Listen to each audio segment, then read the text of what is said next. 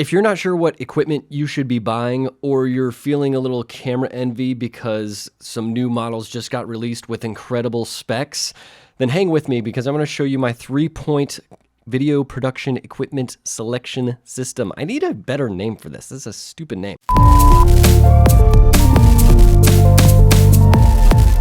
Hey, I'm Bryce McNabb. I'm a 3-time Emmy Award-winning videographer and content strategist. Thank you so much for checking out the channel. Here we focus on video production, strategy, and process. My goal is to help you avoid the gimmicks and focus on what's important so that way you can build a rewarding career. In this video, I want to talk about how to get the best value for the gear that you're buying, and then part of that is also buying the correct gear. What we ultimately want to try to avoid is buying the wrong gear, getting swept up in that camera hype and thinking that this newly released model is going to solve all of your problems or be that camera that lands you that perfect job, or now that I have this piece of equipment, I am professional. No. First off, in order to buy the best gear that you can, you need to understand or shift your mindset about gear.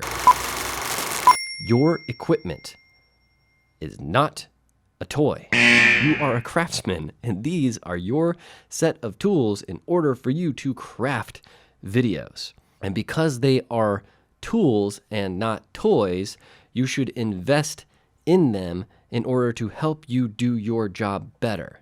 You don't just go out and buy one because it looks shiny and nice. Because every single year, new cameras, new shiny nice lenses, new shiny nice whatever is always released. We're not missing out on anything by not buying this year's model, because want to know what? Next year's model is going to come out and it's going to blow this year's model out of the water. If your camera is serving you well right now, you don't need to upgrade. If it's doing everything it needs to do, you don't need to upgrade your equipment, because your equipment just needs to serve the function of helping you do your job well and give you a great end product. Caveat there again, that your equipment does not solve a skill set problem, it solves a workflow problem for you. You want to focus your efforts on finding video production equipment that helps you make your videos faster, significantly improves the quality of your end product, and is purchased with cash, not with debt, which is a credit card. A credit card is debt, it is not cash. So that means that the opposite is true. If your gear causes you to make your videos slower, if it significantly decreases the quality of your end product, and if you have to buy it on credit, then you have just purchased yourself a problem. So my 3-point system for determining the best gear that you should buy for you want to have an understanding of the features, the complexity, and the cost. And there's 5 questions you should be asking yourself as you're going through. 2 questions for the features, 2 questions for the complexity, and 1 question for the cost. Of course, that 1 question has kind of 2 questions, so it might just be 6 questions. 3.6 questions, who cares? Let's get into it. In order to determine the features that you actually need, you need to first determine what type of videos are you making. So let's just assume that you're shooting a lot of corporate testimonials. What is required to make that type of video? Because if you start understanding what is required of you, you're going to know what is required of your cameras. So let's just, let's think this through. Run and gun scenario.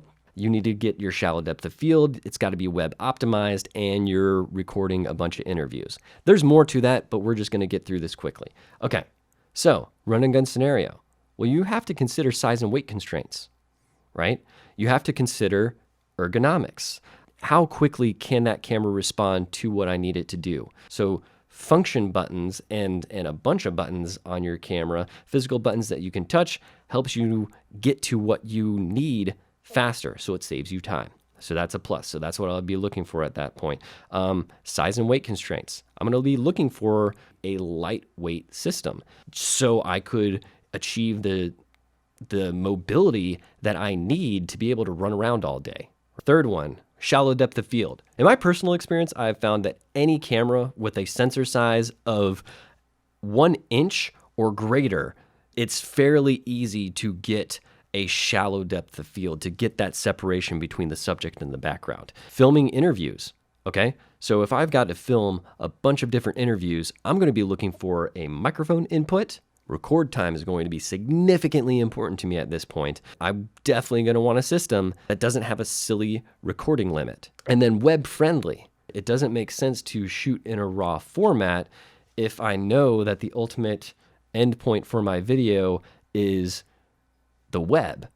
Okay, so after you've covered the features, you've dived into what types of videos you're making, what is required to make those videos, you've matched that with the necessary features that your camera or your equipment needs to have. Now we're going to go into talking about complexity.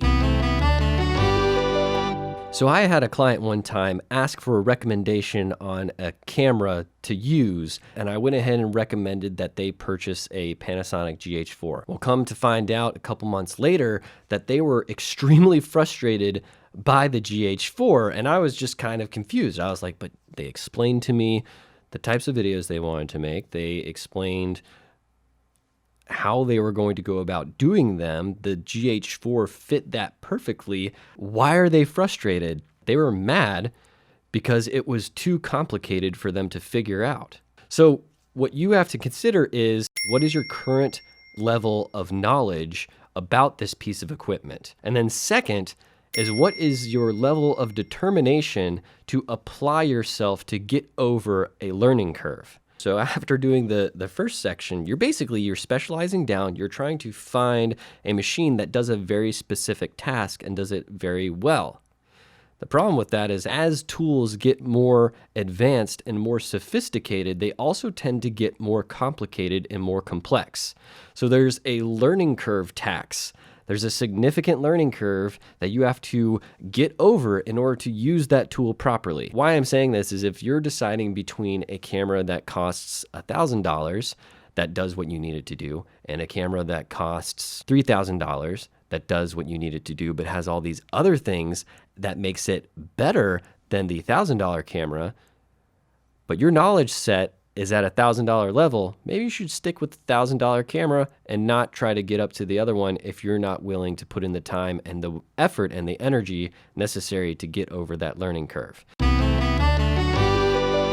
In thinking about your budget, you should really think about two different numbers. One is what you hope it will ideally cost you, and then one is your realistic spending limit, right? So that's your range. You want to buy something that's closer to your ideal cost, but sometimes you're going to have to make sacrifices if you actually need the piece of gear that costs closer to your upper limit. When we're thinking about cost, though, it's very important to bring up the law of diminishing returns.